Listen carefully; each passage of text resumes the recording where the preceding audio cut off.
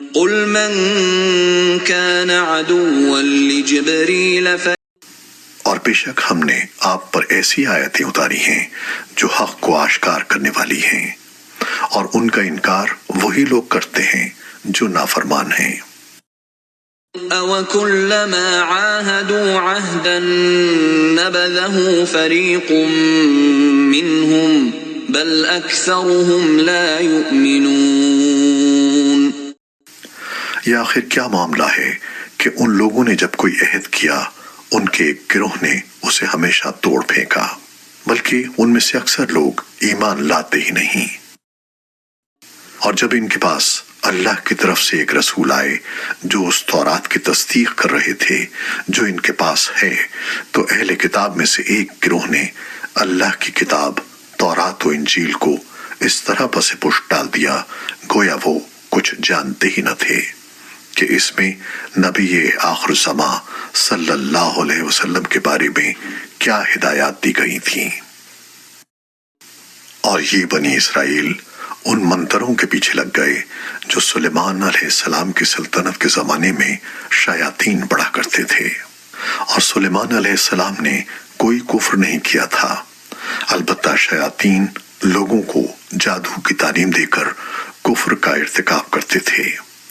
نیز یہ بنی اسرائیل اس چیز کے پیچھے لگ گئے جو شہر بابل میں ہاروت اور ماروت نامی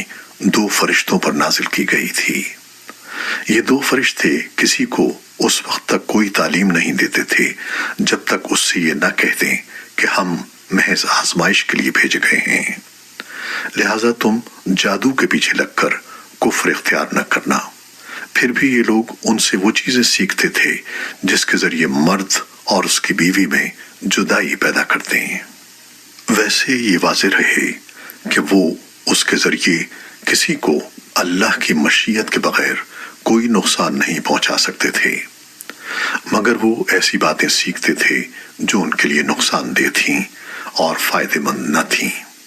اور وہ یہ بھی خوب جانتے تھے کہ جو شخص ان چیزوں کا خریدار بنے گا آخرت میں اس کا کوئی حصہ نہیں ہوگا، اور حقیقت یہ ہے کہ وہ چیز بہت بری تھی جس کے بدلے انہوں نے اپنی جانیں بیچ ڈالیں۔ کاش کہ ان کو اس بات کا حقیقی علم ہوتا۔ اور یہودی کہتے ہیں کہ عیسائیوں کے مذہب کی کوئی بنیاد نہیں، اور عیسائی کہتے ہیں کہ یہودیوں کے مذہب کی کوئی بنیاد نہیں، حالانکہ یہ سب آسمانی کتاب پڑھتے ہیں۔ اسی طرح وہ مشرکین جن کے پاس کوئی آسمانی علم ہی سرے سے نہیں ہے، انہوں نے بھی ان اہل کتاب کی جیسی باتیں کہنی شروع کر دی ہیں۔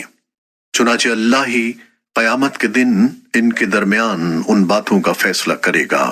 جن میں یہ اختلاف کرتے رہے ہیں۔ الآخرة عذاب عظیم۔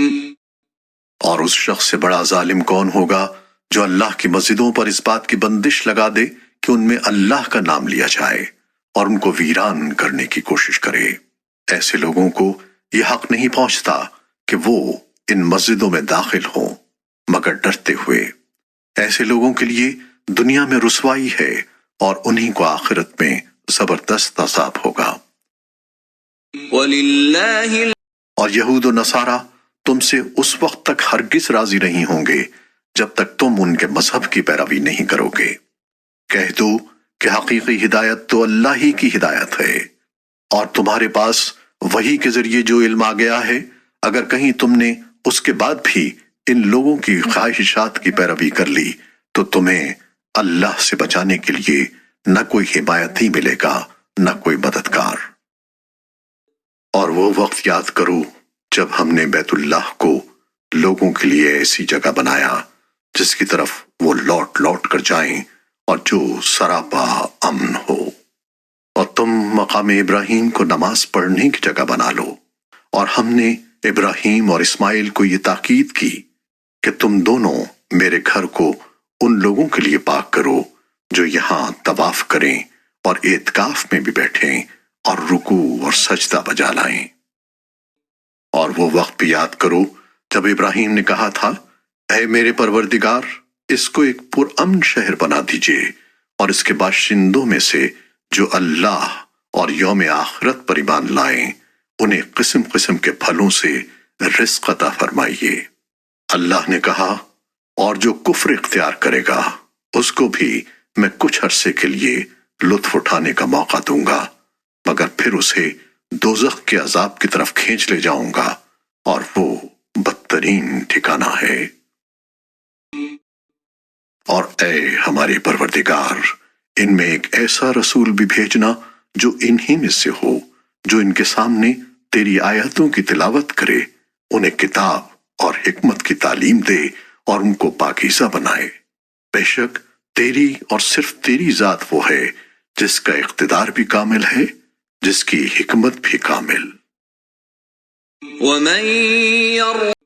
اور کون ہے جو ابراہیم کے طریقے سے انحراف کرے